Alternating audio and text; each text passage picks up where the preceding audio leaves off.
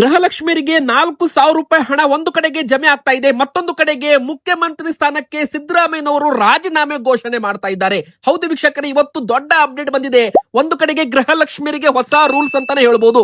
ನೀವು ಬೆರಳಚ್ಚು ಕೊಟ್ಟು ಅಂದ್ರೆ ನಿಮ್ಮ ಒಂದು ಬಯೋಮೆಟ್ರಿಕ್ ಕೊಟ್ಟು ಮತ್ತೊಮ್ಮೆ ಯೋಜನೆಗೆ ಮರು ನೋಂದಣಿ ಮಾಡಿಸ್ಕೋಬೇಕು. ನಿಮ್ಮ ಹೆಸರು ಮತ್ತೊಮ್ಮೆ ಅರ್ಜಿ ಹಾಕಬೇಕಾಗಿ ಬರಬಹುದು ಅಂತ ಹೇಳಲಾಗ್ತಾ ಇದೆ. ಮತ್ತೊಂದು ಕಡೆಗೆ ಮಧ್ಯಾಹ್ನ 3 ಗಂಟೆಗೆ ಮುಖ್ಯಮಂತ್ರಿ ಸ್ಥಾನಕ್ಕೆ ಸಿದ್ದರಾಮಯ್ಯನವರು ರಾಜೀನಾಮೆ ಘೋಷಣೆ ಮಾಡಿ ಡಿಸಿಎಂ ಡಿ.ಕೆ. ಶಿವಕುಮಾರ್ ಅವರು ಕರ್ನಾಟಕದ ನೂತನ ಮುಖ್ಯಮಂತ್ರಿ ಆಗ್ತಾ ಇದ್ದಾರೆ ಅಂತ ಖುದ್ದು ಮುಖ್ಯಮಂತ್ರಿ ಸಿದ್ದರಾಮಯ್ಯನವರು ಬ್ರೇಕ್ಫಾಸ್ಟ್ ಮೀಟಿಂಗ್ ಅಲ್ಲಿ ಒಂದು ಹೇಳಿಕೆಯನ್ನ ಕೊಟ್ಟಿರುವಂತದ್ದು ವೀಕ್ಷಕರೇ.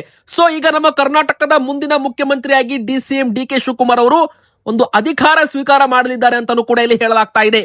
ಇನ್ನೊಂದು ಕಡೆಗೆ ರೇಷನ್ ಕಾರ್ಡ್ ಇದ್ದವರು ಕೂಡ ವಿಡಿಯೋನ ಪೂರ್ತಿಯಾಗಿ ನೋಡಿ, ಅದಕ್ಕಂದ್ರೆ ನಿಮಗೂ ಕೂಡ ಭರ್ಜರಿ ಗುಡ್ ನ್ಯೂಸ್ ಅಂತಾನೆ ಹೇಳ್ಬಹುದು. ಅಕ್ಕಿ ಜೊತೆಗೆ ನಿಮಗೆ ರಾಗಿ ಸೇರಿದಂತೆ ಯಾವೆಲ್ಲ ಆಹಾರ ಸಾಮಗ್ರಿಗಳನ್ನ ಕೊಡ್ತಾ ಇದ್ದಾರೆ. ಇನ್ನು ಬಾಕಿ ಉಳಿದ ಅನ್ನಭಾಗ್ಯ ಫಲಾನುಭವಿಗಳಿಗೂ ಕೂಡ ಪಡಿತರ ವಿತರಣೆ ಮಾಡ್ತೀವಿ ಅಂತ ಆಹಾರ ಸಚಿವರು ಹೇಳಿಕೆ ಕೊಟ್ಟಿರುವಂತದ್ದು ವೀಕ್ಷಕರೇ. ಒಂದು ಕಡೆಗೆ ಪಂಚ ಗ್ಯಾರಂಟಿ ಯೋಜನೆಗಳನ್ನ ಪರಿಷ್ಕರಣೆ ಮಾಡ್ತಾ ಇದೆಯಾ ಸರ್ಕಾರ ಅಂತಾನೂ ಕೂಡ ಹೇಳ್ಬಹುದು. ಯಾಕಂದ್ರೆ ಅನ್ನಭಾಗ್ಯ ಅಕ್ಕಿ ಬದಲಾಗಿ ಇಂದಿರಾ ಕಿಟ್ ವಿತರಣೆ ಆಗಿರ್ಬೋದು, ಗೃಹಲಕ್ಷ್ಮಿ ಯೋಜನೆಗೆ ಬಯೋಮೆಟ್ರಿಕ್ ಕೊಡೋದಾಗಿರ್ಬೋದು, ಇನ್ನು ಗೃಹ ಜ್ಯೋತಿ ಯೋಜನೆ 200 ಯೂನಿಟ್ ಉಚಿತ ವಿದ್ಯುತ್ ಏನಿದೆ ನೋಡಿ, ಅದನ್ನು ಕೂಡ ಮರು ನೋಂದಣಿ ಮಾಡಬೇಕಾಗಿ ಬರಬಹುದು ಅಂತ ಹೇಳಲಾಗ್ತಾ ಇದೆ. ಶಕ್ತಿ ಸ್ಮಾರ್ಟ್ ಕಾರ್ಡ್ ವಿತರಣೆ, ಹೌದು, ಆ ಒಂದು ಅಕ್ರಮವಾಗಿ ಬಸ್ ನಲ್ಲಿ ಫ್ರೀಯಾಗಿ ಸಂಚಾರ ಮಾಡೋದನ್ನ ತಪ್ಪಿಸ್ಬೇಕಲ್ಲ, ಸೊ ಫ್ರೀ ಸ್ಮಾರ್ಟ್ ಕಾರ್ಡ್ ವಿತರಣೆ ಮಾಡ್ತೀವಿ ಅಂತಾನೂ ಕೂಡ ಹೇಳಲಾಗ್ತಾ ಇದೆ. ಇನ್ನು ಕರ್ನಾಟಕ ರಾಜ್ಯಾದ್ಯಂತ ಭಾರಿ ಮಳೆ, ಅದರಲ್ಲೂ 10 ಜಿಲ್ಲೆಗಳಿಗೆ ಅಲರ್ಟ್ ಕೊಟ್ಟಿದ್ದಾರೆ. ಯಾವೆಲ್ಲ ಜಿಲ್ಲೆಗಳಿಗೆ ಅಲರ್ಟ್ ಕೊಡಲಾಗಿದೆ, ಗುಡುಗು ಸಿಡಿಲು ಸಮೇತ ಭಾರಿ ಮಳೆ ಆಗೋ ಜಿಲ್ಲೆಗಳು ಯಾವುದು ಅದನ್ನು ಕೂಡ ನೋಡೋಣ. ದಯವಿಟ್ಟು ವಿಡಿಯೋನ ನೀವು ಪೂರ್ತಿಯಾಗಿ ಕೊನೆ ತನಕ ನೋಡಿ, ತುಂಬಾ ಇಂಪಾರ್ಟೆಂಟ್ ವಿಡಿಯೋ ಆಗಲಿದೆ. ಇನ್ನು ನೀವು ವಿಡಿಯೋಗೆ ಲೈಕ್ ಮಾಡಿಲ್ಲ ಅಂದ್ರೆ ಪ್ರತಿಯೊಬ್ರು ಗೃಹಲಕ್ಷ್ಮಿಯವರು ರೇಷನ್ ಕಾರ್ಡ್ ಇದ್ದವರು ವಿಡಿಯೋಗೆ ಲೈಕ್ ಮಾಡಿ, ಹಾಗೂ ಪ್ರತಿಯೊಬ್ರು ಕೂಡ ಕಮೆಂಟ್ ಬಾಕ್ಸ್ ಅಲ್ಲಿ ನಿಮಗೆ 30ನೇ ಕಂತು ಹಣ ಜಮೆ ಆಗಿದೆಯಾ, ಎಸ್ ಆರ್ ನೋ ಅಂತ ನಮಗೆ ದಯವಿಟ್ಟು ಕಮೆಂಟ್ ಮಾಡಿ, ನಿಮ್ಮ ಊರಿನ ಹೆಸರನ್ನ ಕಮೆಂಟ್ ಮಾಡಿ. ನಿಮ್ಮ ಕಮೆಂಟ್ ಗೆ ನಾವು ರಿಪ್ಲೈ ಕೂಡ ಮಾಡ್ತೀವಿ ವೀಕ್ಷಕರೇ. ಸೊ ಪ್ರತಿಯೊಬ್ರು ಕೂಡ ನಿಮಗೆ ಎಷ್ಟು ತಿಂಗಳದ್ದು ಹಣ ಬರಬೇಕು, ಎಷ್ಟು ತಿಂಗಳಿಂದ ಬಂದಿಲ್ಲ, ಪ್ರತಿಯೊಬ್ರು ಕೂಡ ಕಮೆಂಟ್ ಮಾಡಿ. ನೋಡಿ, ಈಗ 30ನೇ ಕಂತು ಹಣ ರಿಲೀಸ್ ಆಗಿದೆ, ಅಕೌಂಟ್ಗೆ ಹಣ ಜಮೆ ಕೂಡ ಆಗಿದೆ. ಗೃಹಲಕ್ಷ್ಮಿಯರಿಗೆ ಇಲ್ಲಿವರೆಗೂ 60,000 ರೂಪಾಯಿ ಹಣ ಬಂದಂತಾಗಿದೆ. ನೋಡಿ, ಈಗ 62,000 ರೂಪಾಯಿ ಹಣ ಬರಬೇಕು, ಅಂದ್ರೆ ಇನ್ನು 2,000 ರೂಪಾಯಿ ಬಂದ್ರೆ 62,000 ರೂಪಾಯಿ ಆಗುತ್ತೆ. 31ನೇ ಕಂತು ಹಣ ಕೂಡ ರಿಲೀಸ್ ಆಗ್ತಾ ಇದೆ ವೀಕ್ಷಕರೇ. ಇದೇ ಒಂದು ಜೂನ್ ಮೊದಲ ವಾರದ ಒಳಗೆ ನಿಮ್ಮ ಅಕೌಂಟ್ಗೆ ಮತ್ತೆ 2,000 ರೂಪಾಯಿ ಬರೋದು ಬಹುತೇಕ ಗ್ಯಾರಂಟಿ. ಅದಕ್ಕಿಂತ ಮುಂಚೆ ನಿಮಗೆ ಗೃಹಲಕ್ಷ್ಮಿ ಹಣ ಬರಬೇಕಂದ್ರೆ ನೀವು ನಿಮ್ಮ ಒಂದು ಬೆರಳಚ್ಚು ಬಯೋಮೆಟ್ರಿಕ್ ಕೊಡೋದ್ರ ಮೂಲಕ ಈ ಒಂದು ಯೋಜನೆಗೆ, ಗೃಹಲಕ್ಷ್ಮಿ ಯೋಜನೆಗೆ ಮರು ನೋಂದಣಿ ಮಾಡಿಸಬೇಕು. ಎದಕ್ಕಪ್ಪ ಅಂದ್ರೆ ಮುಖ್ಯವಾಗಿ ಕಾರಣ, ಗೃಹಲಕ್ಷ್ಮಿಯರು ಕೆಲವರು ಮೃತಪಟ್ಟಿದ್ರು ಕೂಡ ಅವರ ಅಕೌಂಟ್ಗೆ ಹಣ ಹೋಗ್ತಾ ಇದೆ.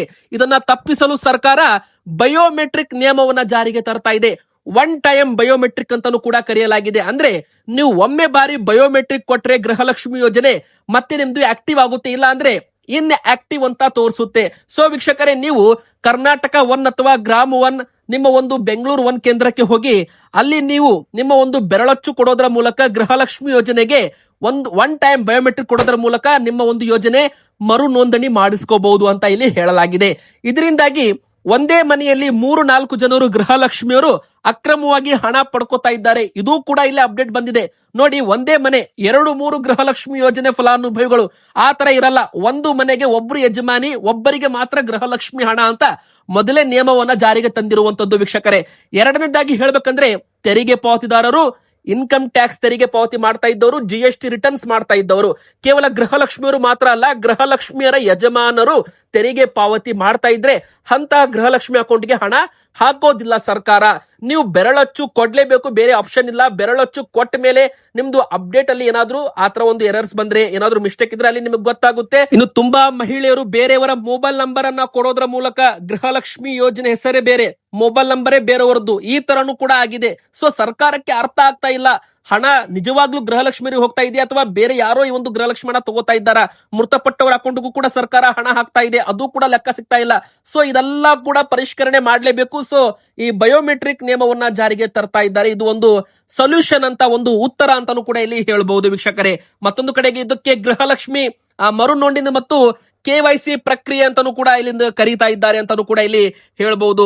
ಮತ್ತೆ ವೀಕ್ಷಕರು, ಇನ್ನೊಂದು ಮುಖ್ಯವಾಗಿ ಪಾಯಿಂಟ್ ಏನಪ್ಪಾ ಅಂದ್ರೆ, ಮೃತಪಟ್ಟವರನ್ನೇ ಒಂದು ಯೋಜನೆಯಿಂದ ತೆಗೆದು ಹಾಕೋದಕ್ಕೆ ಈ ಒಂದು ನಿಯಮವನ್ನು ತರಲಾಗ್ತಾ ಇದೆ. ಮತ್ತೊಂದು ದೊಡ್ಡ ಬ್ರೇಕಿಂಗ್ ನ್ಯೂಸ್, ಕರ್ನಾಟಕದ ಮುಖ್ಯಮಂತ್ರಿ ಸ್ಥಾನಕ್ಕೆ ರಾಜೀನಾಮೆ ಸಿದ್ದರಾಮಯ್ಯನವರು ಘೋಷಣೆ ಮಾಡೇ ಬಿಟ್ರ. ಎದಕ್ಕಪ್ಪ ಅಂದ್ರೆ, ರಾಜ್ಯ ರಾಜಕಾರಣದಲ್ಲಿ ಕಳೆದ ಕೆಲವು ದಿನಗಳಿಂದ ತೀವ್ರ ಕುತೂಹಲ ಮತ್ತು ಚರ್ಚೆಗಳಿಗೆ ಕಾರಣವಾಗಿದ್ದ ರಾಜಕೀಯ ಬೆಳವಣಿಗೆಗಳು ಇದೀಗ ಅಂತಿಮ ಹಂತಕ್ಕೆ ತಲುಪಿವೆ. ಹೌದು, ಮುಖ್ಯಮಂತ್ರಿ ಸಿದ್ದರಾಮಯ್ಯನವರು ಬೆಳಗ್ಗೆ ತಮ್ಮ ಕಾವೇರಿ ನಿವಾಸದಲ್ಲಿ ಹಮ್ಮಿಕೊಂಡಿದ್ದ ಸಚಿವರ ಜೊತೆಗೆ ಮಹತ್ವದ ಬ್ರೇಕ್ಫಾಸ್ಟ್ ಮೀಟಿಂಗ್ ಅಲ್ಲಿ ತಾವು ಮುಖ್ಯಮಂತ್ರಿ ಸ್ಥಾನಕ್ಕೆ ರಾಜೀನಾಮೆ ಕೊಡೋದಾಗಿ ಅಧಿಕೃತವಾಗಿ ಒಂದು ಹೇಳಿಕೆಯನ್ನ ಕೊಟ್ಟಿದ್ದಾರಂತೆ. ಮಧ್ಯಾಹ್ನ 3 ಗಂಟೆ ಹೊತ್ತಿಗೆ ರಾಜೀನಾಮೆ ಕೊಡ್ತೀನಿ ಅಂತ ಸಚಿವರಿಗೆ ಒಂದು ಹೇಳಿಕೆ ಕೊಡೋದರ ಮೂಲಕ ಅಧಿಕೃತವಾಗಿ ಮುಖ್ಯಮಂತ್ರಿ ಸ್ಥಾನಕ್ಕೆ ಸಿದ್ದರಾಮಯ್ಯನವರು ರಾಜೀನಾಮೆಯನ್ನ ಕೊಡ್ತಾ ಇದ್ದಾರೆ. ಇನ್ನೊಂದು ಕಡೆಗೆ ಹೇಳ್ಬೇಕಂದ್ರೆ ಅದೇ ಒಂದು ಸಮಯದಲ್ಲಿ ಕರ್ನಾಟಕದ ಮುಂದಿನ ನೂತನ ಮುಖ್ಯಮಂತ್ರಿಯಾಗಿ ಡಿಸಿಎಂ ಡಿಕೆ ಶಿವಕುಮಾರ್ ಅವರು ಅಧಿಕಾರವನ್ನ ಸ್ವೀಕಾರ ಮಾಡ್ತಾರೆ ಅಂತಾನೂ ಕೂಡ ತಮ್ಮ ಒಂದು ಹೇಳಿಕೆಯನ್ನ ಕೊಟ್ಟಿರುವಂತದ್ದು. ಸೊ ನಮ್ಮ ಕರ್ನಾಟಕದ ಮುಂದಿನ ಮುಖ್ಯಮಂತ್ರಿಯಾಗಿ ಡಿಸಿಎಂ ಡಿಕೆ ಶಿವಕುಮಾರ್ ಅವರು ಈಗ ಸಿಎಂ ಡಿಕೆ ಶಿವಕುಮಾರ್ ಅವರಾಗಿ ಈಗ ಅಧಿಕಾರವನ್ನ ಸ್ವೀಕಾರ ಮಾಡ್ತಾ ಇರುವಂತದ್ದು. ಸೊ ಮಧ್ಯಾಹ್ನ 3 ಗಂಟೆಗೆ ಸಿದ್ದರಾಮಯ್ಯನವರು ತಮ್ಮ ಒಂದು ಮುಖ್ಯಮಂತ್ರಿ ಸ್ಥಾನಕ್ಕೆ ರಾಜೀನಾಮೆಯನ್ನು ಕೊಡ್ತಾ ಇದ್ದಾರೆ. ನಾನು ನನ್ನ ಮುಖ್ಯಮಂತ್ರಿ ಸ್ಥಾನಕ್ಕೆ ರಾಜೀನಾಮೆ ನೀಡಲು ನಿರ್ಧರಿಸಿದ್ದೇನೆ ಎಂದು ಸಚಿವರಿಗೆ ತಿಳಿಸಿದ್ದಾರೆ. ಸಿಎಂ ಅವರ ದಿಢೀರ್ ನಿರ್ಧಾರದಿಂದ ಸಭೆಯಲ್ಲಿದ್ದ ಹಲವರು ಸಚಿವರು ಅಚ್ಚರಿ ಮತ್ತು ಆಘಾತ ವ್ಯಕ್ತಪಡಿಸಿದ್ದಾರೆ. ಈ ಒಂದು ಹೇಳಿಕೆಯಿಂದ ಸಂತೋಷ್ ಲಾಡ್ ಅವರು ಕಾರಿನಲ್ಲೇ ತಮ್ಮ ಒಂದು ಕಣ್ಣೀರಿಟ್ಟಿದ್ದಾರೆ ಅಂತಾನೂ ಕೂಡ ಇಲ್ಲಿ ಹೇಳಲಾಗ್ತಾ ಇದೆ. ನೋಡಿ ವೀಕ್ಷಕರೇ, ಮುಖ್ಯಮಂತ್ರಿ ಡಿಕೆ ಶಿವಕುಮಾರ್ ಅವರು ಆದ್ಮೇಲೆ ಅವರ ಒಂದು ಸಚಿವರ ಅಂದ್ರೆ ಸಂಪುಟ ಪುನರಚನೆ ಯಾವ ತರ ಆಗುತ್ತೆ, ಡಿಸಿಎಂ ಕರ್ನಾಟಕದಲ್ಲಿ ಎಷ್ಟು ಜನ ಇರ್ತಾರೆ, ಎಲ್ಲ ಕೂಡ ಮುಂದಿನ ಬರೋ ವಿಡಿಯೋದಲ್ಲಿ ಗೊತ್ತಾಗುತ್ತೆ. ಸೊ ವಿಡಿಯೋಗೆ ಲೈಕ್ ಮಾಡಿ, ಚಾನಲ್ಗೆ ಸಬ್ಸ್ಕ್ರೈಬ್ ಮಾಡಿರಿ. ಇನ್ನು ಇದರ ಬಗ್ಗೆ ನಿಮ್ಮ ಅನಿಸಿಕೆ ದಯವಿಟ್ಟು ಕಮೆಂಟ್ ಮಾಡಿ. ಇನ್ನು ರೇಷನ್ ಕಾರ್ಡ್ ಇದ್ದವರೆಗೂ ಕೂಡ ಒಂದು ಕಡೆಗೆ ಗುಡ್ ನ್ಯೂಸ್ ಇದೆ. ನೋಡಿ, ಒಂದು ಕಡೆಗೆ ಅನ್ನಭಾಗ್ಯ ಅಕ್ಕಿ ಜೊತೆಗೆ ರಾಗಿ ಕೂಡ ವಿತರಣೆ ಮಾಡ್ತಾ ಇದ್ದಾರೆ. ಕೇಂದ್ರ ಸರ್ಕಾರ 2 ತಿಂಗಳದ್ದು ಪಡಿತರ ಒಟ್ಟಿಗೆ ವಿತರಣೆ ಮಾಡಬೇಕು ಅಂತ ಎಲ್ಲಾ ನ್ಯಾಯಬೆಲೆ ಅಂಗಡಿಗಳಿಗೆ ಕೇಂದ್ರ ಸರ್ಕಾರ ಒಂದು ಸೂಚನೆ ಕೊಟ್ಟಿತ್ತು. ಅದರ ಪ್ರಕಾರ 2 ಬಾರಿ ಬಯೋಮೆಟ್ರಿಕ್ ತಗೊಂಡು ನ್ಯಾಯಬೆಲೆ ಅಂಗಡಿಯವರು ಪಡಿತರ ಚೀಟಿದಾರರಿಗೆ ಒಟ್ಟು 4 ಕೆಜಿ ಅಕ್ಕಿಯನ್ನು ಕೊಟ್ಟಿದ್ದಾರೆ, 6 ಕೆಜಿ ರಾಗಿಯನ್ನ ಕೊಟ್ಟಿದ್ದಾರೆ. ಅಂದ್ರೆ ಇಲ್ಲಿ ಏನಾಗಿತ್ತು, 3 ಕೆಜಿ ರಾಗಿ ಕೊಡಬೇಕು, 2 ಕೆಜಿ ಅಕ್ಕಿ ಕೊಡಬೇಕು ಅಂತ ಇತ್ತು. ಆದ್ರೆ 2 ತಿಂಗಳದ್ದು ಒಟ್ಟಿಗೆ ಕೊಡಬೇಕು, ಮೇ ಮತ್ತು ಜೂನ್ ತಿಂಗಳದ್ದು ಅಂತ ಸೇರಿ ಅದಕ್ಕೆ 4 ಕೆಜಿ ಅಕ್ಕಿ, 2 ಪ್ಲಸ್ 2 ಕೆಜಿ ಅಕ್ಕಿ, 4 ಕೆಜಿ ಅಕ್ಕಿ ಹಾಗೂ 2 ಬಾರಿ ಬಯೋಮೆಟ್ರಿಕ್ ತಗೊಂಡು 3 ಪ್ಲಸ್ ಮತ್ತು 3 ಪ್ಲಸ್ ಅಂದ್ರೆ ಒಟ್ಟು 6 ಕೆಜಿ ರಾಗಿಯನ್ನ ವಿತರಣೆ ಮಾಡಿರುವಂತದ್ದು. ಒಟ್ಟು 10 ಕೆಜಿ ಸಿಕ್ಕಿದೆ. ಆದ್ರೆ ಇನ್ನೊಂದು ಕಡೆಗೆ ನಮ್ಮ ಕರ್ನಾಟಕ ಸರ್ಕಾರದ 5 ಕೆಜಿದು ಅಕ್ಕಿ ಆಗಿರ್ಬೋದು, ರಾಗಿ ಆಗಿರ್ಬೋದು ವಿತರಣೆ ಮಾಡಿಲ್ಲ ಅಂತ ಪಡಿತರ ಚೀಟಿದಾರರು ಆರೋಪ ಮಾಡ್ತಾ ಇದ್ದಾರೆ. ಕೆಲವು ಕಡೆಗೆ ವಿತರಣೆ ಆಗಿದೆ, ಕೆಲವು ಕಡೆಗೆ ಸರ್ವರ್ ಸಮಸ್ಯೆಯಿಂದ ವಿತರಣೆ ಆಗಿಲ್ಲ ಅಂತಾನೂ ಕೂಡ ಹೇಳಲಾಗ್ತಾ ಇದೆ. ಸೊ ವೀಕ್ಷಕರೇ, ಒಂದು ಇಂಪಾರ್ಟೆಂಟ್ ಅಪ್ಡೇಟ್ ಬಂದಿದೆ. ಆಹಾರ ಸಚಿವರು KH ಮುನಿಯಪ್ಪ ಸರ್ ಅವರು ಹೇಳಿರೋ ಪ್ರಕಾರ ಯಾರಿಗೆಲ್ಲ ಬಾಕಿ ಪಡಿತರ ಕೊಡದಿದೆ ಅವರಿಗೂ ಕೂಡ ಕೊಡ್ತೀವಿ, ಈಗಿಲ್ಲ ಅಂದ್ರೂ ಕೂಡ ಮುಂದಿನ ತಿಂಗಳು ಅವರಿಗೆ ಬಾಕಿ ಕೊಡ್ತೀವಿ ಅಂತ ಒಂದು ಹೇಳಿಕೆಯನ್ನ ಕೊಟ್ಟಿರುವಂತದ್ದು. ಸೊ ಇದು ಎಲ್ಲ ಒಂದು BPL ಕಾರ್ಡ್ ಇದ್ದವರಿಗೆ, ಅಂತ್ಯೋದಯ ಪಡಿತರ ಚೀಟಿ ಇದ್ದವರಿಗೆ ಗುಡ್ ನ್ಯೂಸ್ ಅಂತಾನೆ ಹೇಳ್ಬಹುದು. ಇಂದಿರಾ ಕಿಟ್ ಕೂಡ ಕೊಡ್ತೀವಿ, ಬಾಕಿ ಇದ್ರೆ ಬಾಕಿ, ಅನ್ನಭಾಗ್ಯ ಏನಾದ್ರೂ ಆಹಾರ ಧಾನ್ಯಗಳು ವಿತರಣೆ ಮಾಡೋದಿದ್ರೆ ಯಾರಿಗಾದ್ರೂ ಬಂದಿಲ್ಲ ಅಂದ್ರೆ ಅವರಿಗೂ ಕೂಡ ವಿತರಣೆ ಮಾಡ್ತೀವಿ ಅಂತಾನು ಕೂಡ ಇಲ್ಲಿ ಒಂದು ಹೇಳಿಕೆಯನ್ನ ಕೊಟ್ಟಿರುವಂತದ್ದು. ಇನ್ನೊಂದು ಕಡೆಗೆ ಇಂದಿರಾ ಕಿಟ್ ಕೂಡ ಜೂನ್ ತಿಂಗಳಿನಿಂದ, ಅಂದ್ರೆ ಒಂದು ಕಡೆಗೆ ಕೇಂದ್ರ ಸರ್ಕಾರ ಅಕ್ಕಿ ಮತ್ತು ರಾಗಿಯನ್ನ ವಿತರಣೆ ಮಾಡ್ತಾ ಇದೆ, ಇನ್ನೊಂದು ಕಡೆಗೆ ನಮ್ಮ ಕರ್ನಾಟಕ ಸರ್ಕಾರದಿಂದ ರಾಗಿ ಕೂಡ ವಿತರಣೆ ಮಾಡ್ತಾ ಇದ್ದಾರೆ, ಮತ್ತೊಂದು ಕಡೆಗೆ ಇಂದಿರಾ ಕಿಟ್ ಕೂಡ ಮುಂದಿನ ತಿಂಗಳಿಂದ ಪ್ರಾರಂಭವಾಗ್ತಾ ಇದೆ. ಸೂರ್ಯಕಾಂತಿ ಅಡುಗೆ ಎಣ್ಣೆ, ಉಪ್ಪು, ಸಕ್ಕರೆ, ತೊಗರಿ ಬೇಳೆ, ಈ 4 ಆಹಾರ ಸಾಮಗ್ರಿಗಳು ಕೂಡ ನಿಮಗೆ ಸಿಗುತ್ತೆ ಅಂತಾನು ಕೂಡ ಇಲ್ಲಿ ಹೇಳ್ಬಹುದು. ಇನ್ನು ವೀಕ್ಷಕರೇ, ಕೊನೆಯದಾಗಿ ಹೇಳ್ಬೇಕಂದ್ರೆ ಎಲ್ಲಾ ಗ್ಯಾರಂಟಿ ಯೋಜನೆಗಳನ್ನು ಕೂಡ ಪರಿಷ್ಕರಣೆ ಮಾಡ್ತಾ ಇದ್ದಾರೆ. ಯಾಕಂದ್ರೆ ಈಗ ನೋಡಿ, ಗೃಹ ಜ್ಯೋತಿ ಯೋಜನೆ ಕೂಡ ಪರಿಷ್ಕರಣೆ ಮಾಡಬೇಕು ಅಂತ ತೀರ್ಮಾನ ಮಾಡಲಾಗಿದೆ. ಗೃಹಲಕ್ಷ್ಮಿ ಯೋಜನೆಗೆ ಬಯೋಮೆಟ್ರಿಕ್ ತಗೋಬೇಕು ಅಂತ ತೀರ್ಮಾನ ಮಾಡಲಾಗಿದೆ.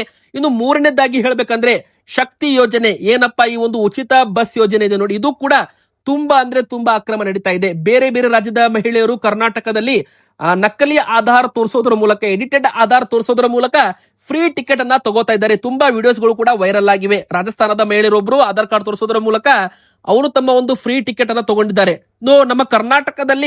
ನಮ್ಮ ಕರ್ನಾಟಕದ ಮಹಿಳೆಯರಿಗೆ ಮಾತ್ರ ಈ ಒಂದು ಶಕ್ತಿ ಯೋಜನೆ, ನಮ್ಮ ಕರ್ನಾಟಕದ ಮಹಿಳೆಯರಿಗೆ ಮಾತ್ರ ಫ್ರೀ ಬಸ್ಸು, ಬೇರೆ ರಾಜ್ಯದ ಮಹಿಳೆಯರಿಗಿಲ್ಲ. ಸೊ ಶಕ್ತಿ ಸ್ಮಾರ್ಟ್ ಕಾರ್ಡ್ ವಿತರಣೆ ಮಾಡಿದ್ರೆ ಇದಕ್ಕೆಲ್ಲ ಬ್ರೇಕ್ ಬೀಳುತ್ತೆ. ಇನ್ನು ಮುಖ್ಯವಾಗಿ ಗೃಹ ಜ್ಯೋತಿ ಯೋಜನೆ ಏನಿದೆ ನೋಡಿ, ಇದನ್ನು ಕೂಡ ಪರಿಷ್ಕರಣೆ ಮಾಡಬೇಕು. ಒಬ್ಬರು ಮಾಲೀಕರು, ಒಂದು ಮನೆ ಇರಲ್ಲ, ಅವ್ರದ್ದು 3-4 ಮನೆ ಇರುತ್ತೆ, ಅವರು ಬೇರೆ ಬೇರೆ ಹೆಸರಿನಲ್ಲಿ ಗೃಹಲಕ್ಷ್ಮಿ ಯೋಜನೆಯಲ್ಲಿ ಫ್ರೀ ಉಚಿತ 200 ಯೂನಿಟ್ ಉಚಿತ ವಿದ್ಯುತ್ ಪಡ್ಕೋತಾ ಇದ್ದಾರೆ. ಸೊ ಇದರಲ್ಲೂ ಕೂಡ ಅಕ್ರಮ ನಡೀತಾ ಇದೆ. ಬೇರೆಯವರ ಮೊಬೈಲ್ ನಂಬರು, ಬೇರೆಯವರ ಹೆಸರು, ಯಾರದ್ದೋ ಮನೆ, ಈ ತರನು ಕೂಡ ಗೃಹ ಜ್ಯೋತಿ ಯೋಜನೆಗೆ ಅಪ್ಲೈ ಮಾಡಿರುವಂತದ್ದು. ಸೊ ಇದೆಲ್ಲ ಕೂಡ ಚೆಕ್ ಮಾಡಿದಾಗ ಗೃಹ ಜ್ಯೋತಿ ಯೋಜನೆ, ಗೃಹಲಕ್ಷ್ಮಿ ಯೋಜನೆಯಿಂದಲೇ ಒಟ್ಟು 100 ಕೋಟಿಗೂ ಹೆಚ್ಚು ಹಣ ಅಕ್ರಮವಾಗಿ ಟ್ರಾನ್ಸ್ಫರ್ ಆಗಿರುವಂತದ್ದು. ಅಂದ್ರೆ ಸರ್ಕಾರಕ್ಕೆ ಗೊತ್ತಿಲ್ಲದೆ ಅಕೌಂಟ್ಗೆ ಹಣ, ಬೇರೆಯವರ ಅಕೌಂಟ್ಗೆ ಹಣ ಹೋಗಿರುವಂತದ್ದು. ಗೃಹಲಕ್ಷ್ಮಿ ಅನರ್ಹರಾಗಿರ್ಬೋದು, ಗೃಹ ಜ್ಯೋತಿ ಯೋಜನೆ ಅನರ್ಹರ ಫಲಾನುಭವಿಗಳನ್ನ ತೆಗೆದು ಹಾಕಲಾಗುತ್ತೆ ಅಂತಾನೂ ಕೂಡ ಇಲ್ಲಿ ಹೇಳಲಾಗಿದೆ. ಇನ್ನು ಶಕ್ತಿ ಸ್ಮಾರ್ಟ್ ಕಾರ್ಡ್ ವಿತರಣೆ ಕೂಡ ಜೂನ್ ಅಥವಾ ಜುಲೈ ತಿಂಗಳ ಒಳಗೆ ಅಧಿಕೃತವಾಗಿ ಪ್ರಾರಂಭವಾಗಬಹುದು. ಎದಕ್ಕಪ್ಪ ಅಂದ್ರೆ ಶಕ್ತಿ ಸ್ಮಾರ್ಟ್ ಕಾರ್ಡ್ ವಿತರಣೆ ಮಾಡಿದ್ರೆ ಶಕ್ತಿ ಯೋಜನೆಯಲ್ಲಿ ನಡೀತಾ ಇದ್ದ ಎಲ್ಲಾ ಅಕ್ರಮಗಳಿಗೆ ಬ್ರೇಕ್ ಬೀಳುತ್ತೆ. ಉಚಿತ ಪ್ರಯಾಣ ಅಂತ ಬೇರೆ ರಾಜ್ಯದ ಮಹಿಳೆಯರು ಕೂಡ ಪ್ರಯಾಣ ಮಾಡ್ತಾ ಇದ್ದಾರೆ. ಸೊ ಜುಲೈ ತಿಂಗಳ ಒಳಗೆ ಶಕ್ತಿ ಸ್ಮಾರ್ಟ್ ಕಾರ್ಡ್ ವಿತರಣೆ ಪ್ರಾರಂಭವಾಗಬಹುದು ಅಂತ ಹೇಳಲಾಗ್ತಾ ಇದೆ. ಇನ್ನು ಕರ್ನಾಟಕದಲ್ಲಿ ಭಾರಿ ಮಳೆ ಅಲರ್ಟ್ ಅಂತಾನೆ ಹೇಳ್ಬಹುದು. ಯಾವೆಲ್ಲ ಜಿಲ್ಲೆಗಳಿಗೆ ಅಲರ್ಟ್ ಕೊಡಲಾಗಿದೆ ನೋಡಿ. ಗುಡುಗು ಸಿಡಿಲು ಸಮೇತ ಭಾರಿ ಮಳೆ ಆಗೋದ್ರಿಂದ ಜನರು ಹುಷಾರಾಗಿರ್ಬೇಕು. ಇನ್ನು ಗುಡುಗು ಸಿಡಿಲು ಬೀಳುವಾಗ ಅನಾವಶ್ಯಕವಾಗಿ ಮನೆಯಿಂದ ಹೊರಗಡೆ ಹೋಗಬೇಡಿ. ಬಯಲು ಪ್ರದೇಶಗಳಲ್ಲಿ ಆಗಿರ್ಬೋದು, ಹೊಲ ಗದ್ದೆಗಳಲ್ಲಿ ಕೆಲಸ ಮಾಡೋರು ಗುಡುಗು ಸಿಡಿಲು ಬಡಿಯುವಾಗ ಸ್ವಲ್ಪ ಎಚ್ಚರದಿಂದಿರಬೇಕು ಅಂತ ಇಲ್ಲಿ ಹೇಳಲಾಗಿದೆ. ಯಾವೆಲ್ಲ ಜಿಲ್ಲೆಗಳಿಗೆ ಮಳೆ ಬೀಳುತ್ತೆ ಅಂದ್ರೆ ಬೆಂಗಳೂರು ನಗರ, ಬೆಂಗಳೂರು ಗ್ರಾಮಾಂತರ ಈ ಒಂದು ಭಾಗದಲ್ಲಿ, ದಕ್ಷಿಣ ಕರ್ನಾಟಕದ ಭಾಗದಲ್ಲಿ ಭಾರಿ ಮಳೆ ಆಗುತ್ತೆ. 3 ದಿನಗಳ ಕಾಲ ಭಾರಿ ಮಳೆ ಆಗುತ್ತೆ ಅಂತ ಇಲ್ಲಿ ಹವಾಮಾನ ಇಲಾಖೆಯಿಂದ ಬಂದಿರೋ ಅಪ್ಡೇಟು. ಅಂದ್ರೆ ಬೆಂಗಳೂರು ನಗರ, ಬೆಂಗಳೂರು ಗ್ರಾಮಾಂತರ, ತುಮಕೂರು, ಮಂಡ್ಯ, ಮೈಸೂರು, ಕೋಲಾರ, ಚಾಮರಾಜನಗರ ಈ ಭಾಗದಲ್ಲಿ ಮಳೆ ಆಗುತ್ತೆ. ಇನ್ನು ಉತ್ತರ ಕರ್ನಾಟಕದ ಭಾಗದಲ್ಲಿ ಕೊಪ್ಪಳ, ಗದಗ, ಧಾರವಾಡ, ಹುಬ್ಬಳ್ಳಿ, ಬೆಳಗಾವಿ, ಯಾದಗಿರಿ ಮತ್ತು ಬಾಗಲಕೋಟೆ ಈ ಭಾಗದಲ್ಲೂ ಕೂಡ ಸಂಜೆ ಆಗ್ತಾ ಇದ್ದಂತೆ ಗುಡುಗು ಸಿಡಿಲು ಸಮೇತ ಮಳೆ ಆಗುತ್ತೆ. ಮೋಡ ಕವಿದ ವಾತಾವರಣ ಇರಲಿದೆ ಅಂತಾನೂ ಕೂಡ ಇಲ್ಲಿ ಹೇಳ್ಬೋದು. ನಿಮ್ಮ ಊರಲ್ಲೂ ಮಳೆ ಬರ್ತಾ ಇದ್ರೆ ನಿಮ್ಮ ಊರಿನ ಹೆಸರನ್ನ ಕಮೆಂಟ್ ಮಾಡಿ, ಚಾನಲ್ಗೆ ಸಬ್ಸ್ಕ್ರೈಬ್ ಆಗಿ.